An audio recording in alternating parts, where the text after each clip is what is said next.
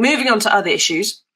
Over the weekend, the Prime Minister Rishi Sunak has been having meetings with the DUP and EU leaders in an attempt to break the Brexit deadlock on Northern Ireland, which seems to have been going on for about 7 years now and was inevitable since the day of the referendum, and which was made magnificently worse in the past few years by constant posturing and willy-waving by one Boris Johnson, formerly of this parish. Now, as we apparently edge closer to some kind of a deal that might make the whole thing livable and get the DUP back into the Stormont Assembly and restart power sharing in Northern Ireland, which of course was the solution to the troubles that had gone on for so many years, Boris Johnson's doing what, John? Well, Boris Johnson is doing what he always likes to do, which is putting himself front and centre, getting all of the attention. And the things with these Brexit negotiations, which Boris Johnson knows from having gone through them himself, is that when you're coming to the crunch point, people suddenly go silent in public. There's a lot of kind of backroom negotiations going on. And we know that's what Rishi Sunak's been doing. He met the different parties in Northern Ireland on Friday. Then on Saturday, he was at the Munich Security Conference, which he used as an opportunity to hold loads of one-on-one meetings with people like Ursula von der Leyen, who's one of the chiefs of the EU, other people like Olaf Scholz, who's the Chancellor of Germany, whole list of different European leaders he was speaking to. But in public, Number 10 are saying very little about what's going on. They're not talking about the detail of this negotiation. They just think it's better to get on with it in the background and kind of just leave the public stuff to everyone else. And so Boris Johnson clearly saw an opportunity here and thought, well, everyone wants to write a story on Brexit, so I'll provide some content. And so on Saturday night, put out this source quote suggesting that Rishi Sunak was at risk of making a great mistake on Brexit. And it just stirs up all these problems in the Tory party again, all the kind of psychodrama and the Tory Brexit rows, all back again. And the beneficiary of this, of course, is Boris Johnson, who gets talked about on this and other things in different newspapers. And so I think Boris Johnson will be very happy that he's managed to kind of get his big spoon out and do some stirring whilst getting some attention for himself, while not particularly seeming to help Rishi Sunak get on with these negotiations. His big spoon and willy waving in the same kind of expression. What a horrible thought. Right, get into the comments, everybody. Ask us your questions. Do you think Boris Johnson is being helpful here? Do you think this is something important and that as the father of Brexit, he ought to be having some kind of a say at the table? Or do you think he's the one who's caused half of these problems? Mike says Johnson would rather wreck the Tory party than have someone else lead it. There does appear to be a little bit of sour grapes involved in this, Mike. I think you're right. Now, Boris Johnson's been told to butt out then by George Osborne and Peter Mandelson, both of them, it must be said, Remainers, but also more experienced statesmen than Boris Johnson was. The Boris faction, the Brexit hard nuts, if you like, within the Tory party, they're still a sizable chunk of the parliamentary party, aren't they, John? Can Rishi really afford to ignore them if Boris decides to get them to rise up against all this? Yeah, well, we know there's loads of different groups of Tory MPs. I mean, that's partly because some of them see themselves as Boris people, some of them see themselves as Liz Truss people. That's an ever-decreasing number of people. And some of them see themselves as Rishi people. And you've got all these different camps, and it doesn't take that much to get a row going between Tory MPs.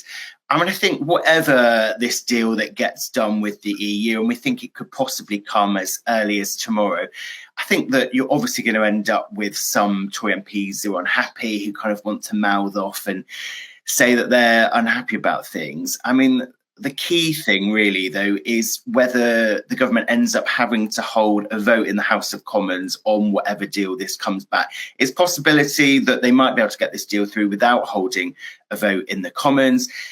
If they do hold the vote in the Commons, you might see a load of Tory MPs rebel. But the one thing the Labour Party has said that they will support this deal. And they've said that, Rishi Sunak, if you need the votes to get this through because you can't control your backbenchers, we're more than happy to give you the votes because we think it's important for stability in Northern Ireland just to put this stuff to bed. And, you know, I think Boris Johnson, to some extent, does have a bit of a nerve that we remember back in 2019, the election, when he unveiled this Brexit deal. He obviously went round the country I mean, I went to loads of events with him all about this oven-ready Brexit deal. I went to a bakery somewhere. We had a pie and it had Brexit on the top of the pie. And it was all to show that he had this oven-ready Brexit deal, ready to end the rows on Brexit once and for all so the country could move forward. And here we are 3, almost 4 years later, still talking about Brexit, still going around in circles, still talking about all these complications about trading arrangements in Northern Ireland. And I think that for him to kind of wade in, throw this grenade into the Brexit row, there are a lot of people on his own side who think maybe if we'd got this right the first time, we wouldn't be still talking about this 3 years later.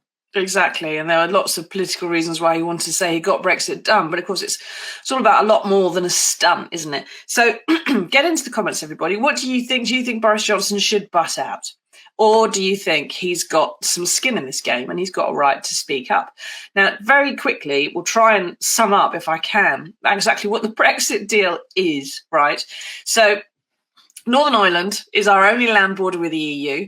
And it's the only border we're not allowed to control, which is the fundamental problem with Brexit and Northern Ireland. Now, unless you want to just leave Northern Ireland entirely, which Northern Ireland doesn't want to do, you have to have some kind of arrangement whereby you can still send goods to and from Northern Ireland, but you're somehow observing this economic border between them and the Republic, which we're not allowed to observe.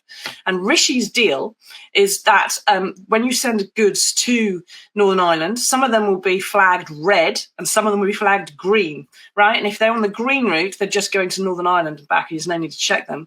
But if they're on the red route, then they're going through to the EU, and therefore they do need to have more customs checks. Now, the reason that the DUP pulled out the Stormont Assembly was because they felt that Northern Ireland was being treated differently to the rest of the United Kingdom. Now, this, of course, would mean, with the customs checks, you see, this, of course, would mean that Northern Ireland is still being treated differently because we don't have red and green lanes for sending goods to Scotland or Wales, right, or Kent, for example. We do have to have something different for Northern Ireland. So this is a fudge, right? This is something where the DUP is not getting all it would want. The EU is not getting all it would want because there will plainly still be loads of cross-border smuggling and trade. But it's a way of fudging it a bit and saying, oh, look, guys, we've made it a bit easier, but you still can't fix Brexit because it's the one land border we have to control in order to have a separate economic entity, and it's the one border we're not allowed to control. So I think I've just pretty much covered that. I don't know if I got it wrong. Someone will tell me, won't they? Now, Nick says, in a time of crisis, I'd rather have Boris than what's in charge now. No matter what you say, he pulled through in times of need. He did. I'm not sure we're in a time of need now, and whether we really need Boris Johnson. That's the question. I think that's the need Boris Johnson's got rather than the need we currently have. Misha says, the only things that got done with Brexit was all of us. There you go. There's one of each there. We've been pro and remain today. So you can't say we're biased. Now, there's this argument, isn't there, that Boris Johnson really is part of all this and he should have something to say about it. But as John has pointed out, he's not particularly helpful, and his track record on this isn't that of a Brexit negotiating genius, is it, John, really? Where do you think we're going to end up at the end of this all? So I think that it's probably quite likely that we'll see some sort of deal struck with Brussels by Rishi Sunak at some point this week, maybe Wednesday, maybe Thursday. I think that if the government will want to get this done, now that people are starting to talk about it, it's been near the top of the news agenda all this weekend. And so I think now that you're starting to see Tory MPs having different discussions and ranting about it in public, they just want to get this over and done. So I think you'll quite likely see them push to get a deal done by the end of this week. And then I think they'll quickly want to make a call on, do you need it to pass a vote in the Commons? And then if it does, just get on with that, do it before people have got the chance to fall out too much. Yeah, try and get it. If this zombie has to come back again, get it back in the box as soon as possible. Now, Mike says the DUP were utterly conned by Johnson. There's footage of him guaranteeing no paperwork at the Great Britain Northern Ireland border. There is indeed. It's on the Mirror website. There's a video of him telling Northern Ireland business leaders there would be no extra checks at the border. He did have a drink in his hand at the time.